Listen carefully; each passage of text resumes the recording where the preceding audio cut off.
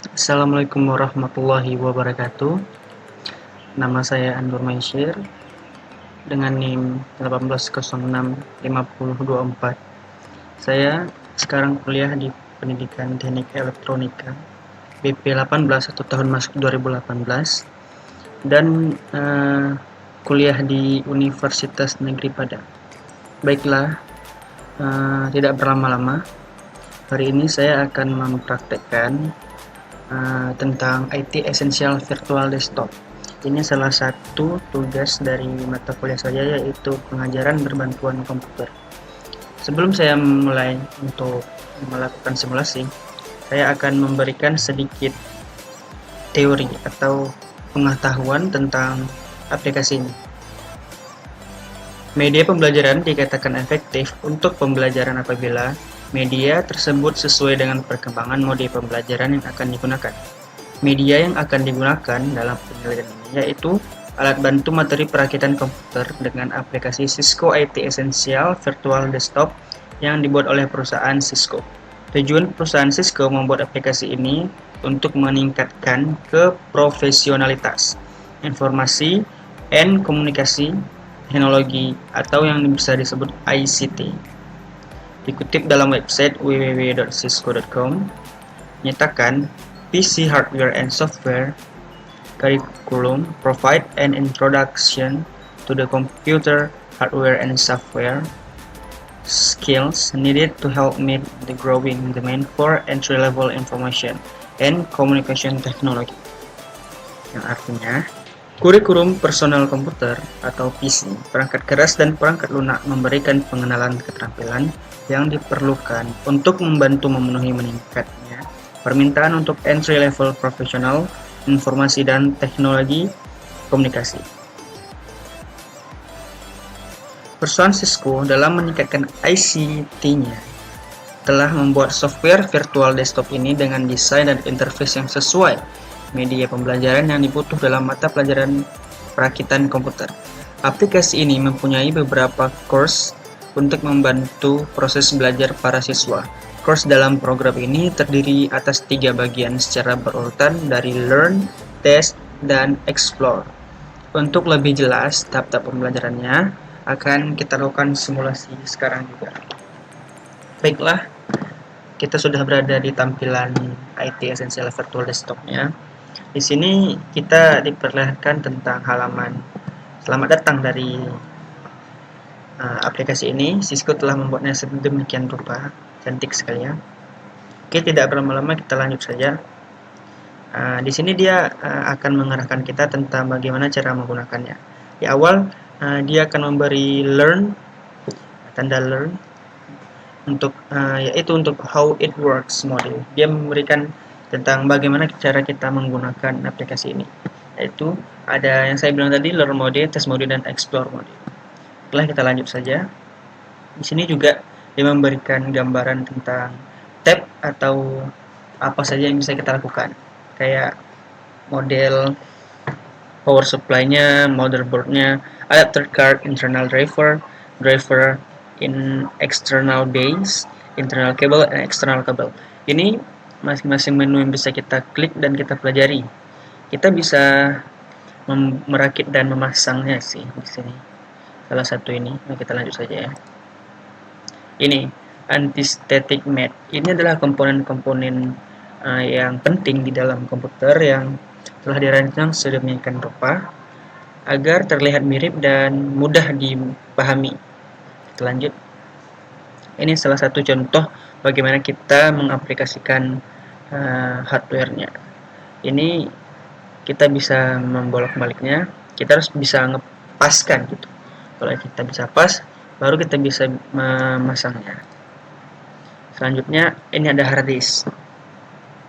Sini kita bisa memutar-mutarnya sih, bebas gitu, kayak kita sedang melakukan perakitan tapi dalam virtual gitu.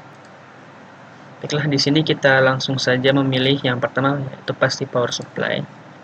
Ya, ini gambaran power supply-nya. Ya, tidak bisa kita klik dimanapun karena dia sudah on board kayaknya. Ini juga kita nggak bisa langsung masang. Kita juga tidak bisa melepasnya, jadi kita lanjut saja ya. Kita langsung ke motherboard. Nah, di motherboard awalnya dia telah memasang semua komponen hardware-nya. Jadi kita bisa melepasnya. Kita coba saja ya. Kita lepaskan kabel fan yang ada tersangkut di motherboard ini. Nah, ini kita bisa memutar-mutarnya. Kalau kita putar seperti ini, kita tekan masuk, dia akan muncul tanda merah dan X karena itu tidak akan bisa, karena bukan di port. Nah, tapi kalau kita melakukan ini dengan pas, dia akan mudah sekali masuk. Oke, kita lepas saja ini fan-nya. Kita melihat di dalam ini, kita lepas. Ini kita bisa melepas ini.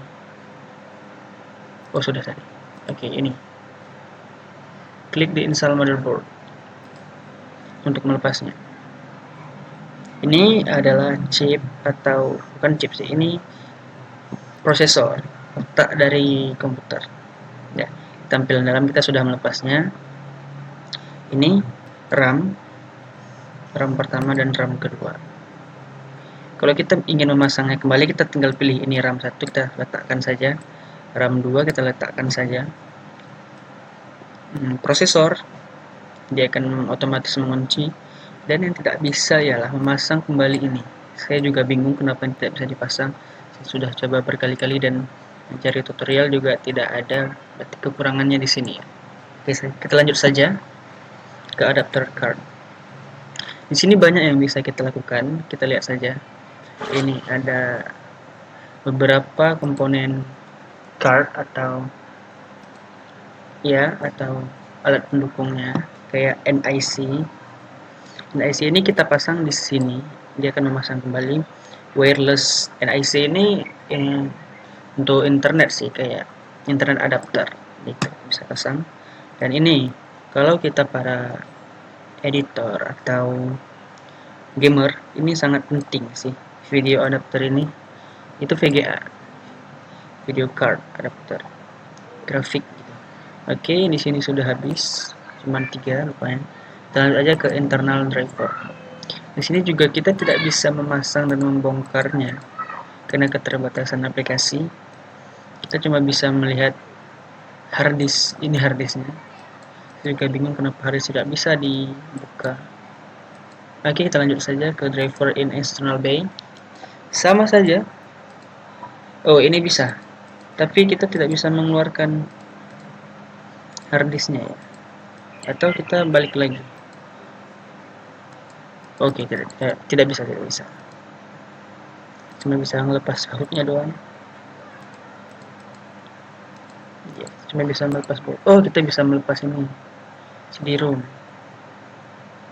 Ini juga harddisknya. Oh, gitu. Saya juga baru tahu sih.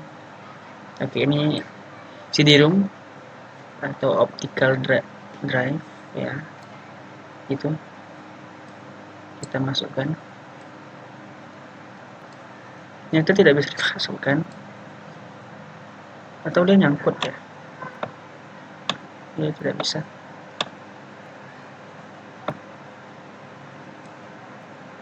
Inilah keterbatasan aplikasinya ya. Memang sebaiknya kita langsung melakukan secara langsung sih kalau untuk perakitan komputer, karena ini keterbatasan banget. Kita cuma bisa membuka tapi tidak bisa memasangnya kembali, sama kayak motherboard tadi ya. Motherboard, fan atau heatsink. Oke, kita lanjut saja ke internal cable.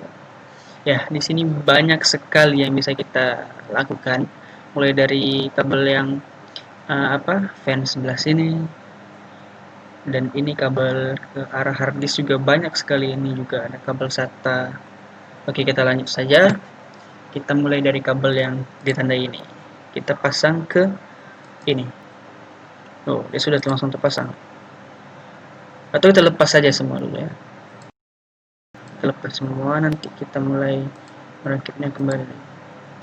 Oke, ini kabel yang ingin kita pasang ke pinnya. Ini ada berjumlah, kalau nggak salah ini ada 24 ya.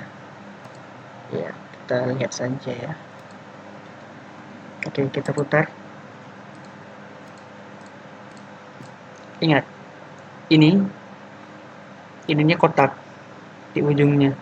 Kalau seperti ini tidak akan bisa masuk. Oh, bisa ternyata. Oke, kita lanjut saja. Ini kita arahkan ke floppy apa namanya, CD-ROM. Ini juga langsung ke motherboard. Ingat tekanannya, jangan sampai lupa. Ingat saja kalau susah, ini ada penguncinya, arahkan yang sama. Oke, yang selanjutnya ke arah hard disk ya. Ini langsung terpasang otomatis. Ini juga langsung ke motherboard. Oke, kita langsung, oh salah. Oke, berhasil. Dan yang terakhir ini arah ke hard disk juga. Oke, sudah terpasang semua seperti yang kita lihat ya. Ini yang dari CPU atau dari power supply-nya udah terpasang ke arah drive atau optical drive DVD, dan sudah juga terpasang ke pin motherboard. Ke arah fan juga sudah, ke arah hard disk juga sudah. Oke, semua sudah. Kita lanjut saja ke external cable ya. Ini tampilan luar atau yang paling luar dari yang telah kita lakukan ya. Ini ada CPU, ada monitor, keyboard, dan mouse. Oke, kita langsung klik saja ke arah belakangnya. Oke, di sini semuanya sudah terpasang. Ini ada beberapa kabel. Yang pertama kabel power, kabel PS2 untuk mouse dan keyboard, ada LAN juga, ada NIC card, ada yang untuk monitor, ada juga untuk wireless adapter atau driver untuk menangkap sinyal internet. Oke, kita coba buka saja semuanya, nanti kita pasang kembali.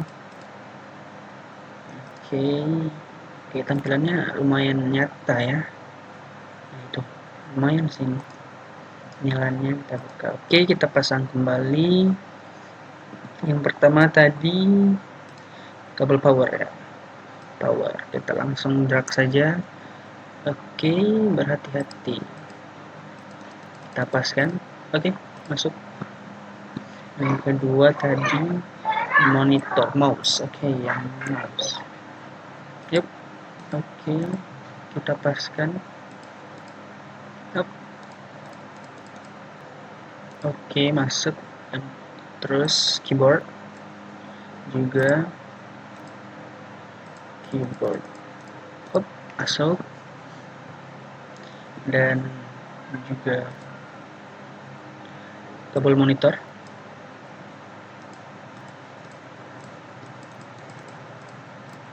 Oke, baik. Kabel Ethernet atau kabel LAN biasanya kita sebut. Ini sedikit susah ya. Oke, sudah.